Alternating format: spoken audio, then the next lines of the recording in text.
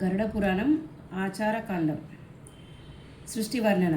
రుద్రుడు ఇలా అన్నాడు: జనార్దన, సర్గము, ప్రతి సర్గము, వంశము, మనవంతరము, వంశాలను, చరిత్రను, దీని గురించి వివరంగా తెలియజేయ గోరుచున్నాను.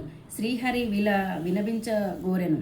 రుద్ర స్వర్గనాథులతో పాటు పాపములను నాశనం చేసే సృష్టి స్థితి లయకార రూపుని విష్ణు భగవానుని సనాతన క్రీడను గురించి నేనెప్పుడు వివరిస్తున్నాను. శ్రద్ధగా వినండి, శ్రద్ధగా ఆలకింపండి.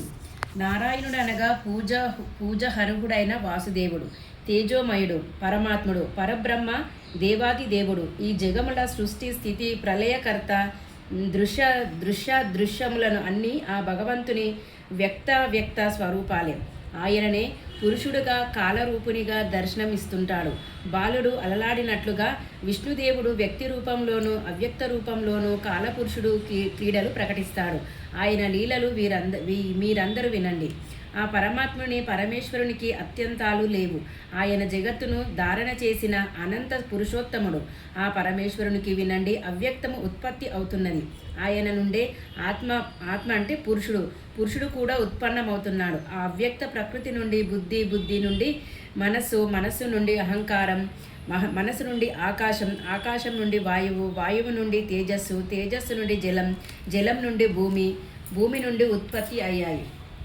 రుద్ర అనంతరం హిరణ్మయ అండం ఉత్పన్నమయ్యింది. ఆ అండంలో ఆ విభుడు స్వయంగా ప్రవేశించాడు. జగత్తును సృష్టించడానికి మొట్టమొదటిగా శరీరాన్ని ధరించాడు.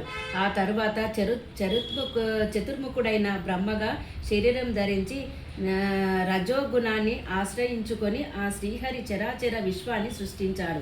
దేవతలు, సురులు, నరులతో కూడిన ఆ సంపూర్ణ జగములను ఆ ఖండంలోనే విలాసిల్లుతున్నాయి.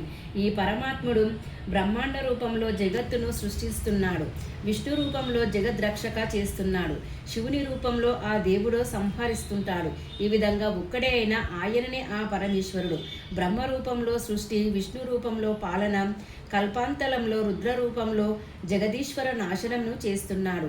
సృష్టికాలంలో ఆయననే వరాహ రూపం ధరించి జలాలలో మునిగిపోయిన భూమిని తన కోరలతో ఉద్ధరించాడు. శంకర, నేను దేవాది దేవల సృష్టిని సంక్షిప్తంగా వివరిస్తున్నాను, వినుము. మొట్టమొదటిగా ఆ పరమేశ్వరు నుండి మహాతత్వం పుట్టినది. ఆ మహత్తత్వం బ్రహ్మ వికారమే. పంచనాత్మకత్రల ఉత్పత్తిలో కూడిన రూప, రస, గంధ, స్పర్శ, శబ్దములను ద్వితీయ స్వర్గములు. ఈ రెండు స్వర్గాలే భూత స్వర్గం అంటారు. ఈ రెండు పంచనాత్మత నుండి భూమి, నీరు, అగ్ని, వాయువు, ఆకాశం అనబడే మహాభూతాలు ఏర్పడతాయి. మూడవదైన వైకార సర్గ కర్మేంద్రియ, జ్ఞానేంద్రియ సృష్టి ఇందులో ఉంది కనుక దీనిని ఐంద్రికము అని కూడా అంటారు. ఇది బుద్ధి పూర్వకము కనుక ప్రకృతి స్వర్గాన్ని కూడా దీనిని అంటారు. నాలుగవది ముఖ్య స్వర్గం. పర్వతాలు, వృక్షాలు, మున్నగు స్థవాలను ముఖ్యంగా అనబడతాయి. ఐదవ స్వర్గము తిర్యత్ స్వర్గ అని పిలువబడుతుంది. తిర్యత్ స్తోత్రం అనగా పశు పక్షాదులను ఈ స్వర్గంలోనికి వస్తాయి. ఈ అనంతరం ఊర్ధ్వ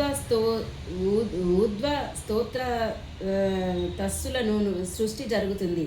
ఈ ఆరవ సర్గనే దేవి సర్గ అని కూడా అంటారు.